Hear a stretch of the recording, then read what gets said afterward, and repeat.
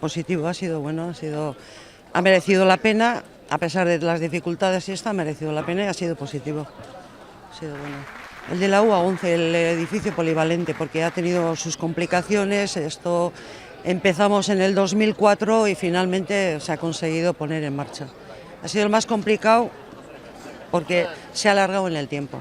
En realidad todos los que hemos hecho, porque hemos acondicionado el Parque Meterio Arrese, hicimos una rehabilitación integral en San Ignacio, hemos rehabilitado todos los parques, o sea, todos los proyectos tienen su importancia, porque además los pueblos como Ibarra, a veces de cosas pequeñas son las grandes cosas.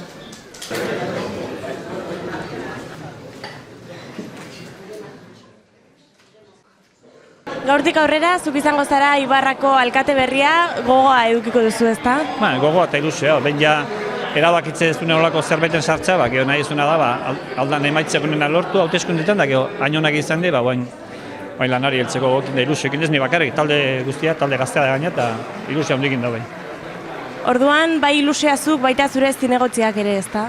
Eta herritarrak ere izan dezatela, zeku oso garbi daukaguna da, ez deulako bakarri lan egin nahi, herritarrekin kontatu nahi, herritarraren lanean jarri nahi dugu, barkatu galdu atrebentzia, baina bai, ilusioarekin baita. Nik herritarren gana ikusten ilusio hori joan den asteazkenen egin genduen hemen herri batzar bat eta jende asko etorri izan da nik uste jendeare gogokin daula.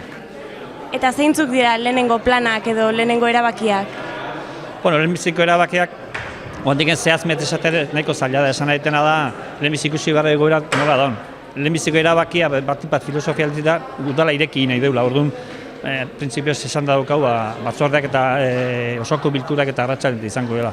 Ego beste bigarrengo erabaki izango da horreneko plenoako gure asignazio diktak eta pixkat egokitzea. Pixkat jetxingo ditugu aurreko legegintzaldiarekin konparatuta. Hoi izango ditzek, gero ja, egunero lanak esango dugu, badaki irigintzaia lan bati obiri zeitu heldu behar zaiola, eta holako lan batzu, baina ja, datorna astenetik aurrean, eta lehenbizitzeko lan egin beharko dena da, ordezkaritza ofiziala Itzasungo festatan, asteburuntan hasten dira, ermita inguruko festak, eta, ara ere joan beharko du.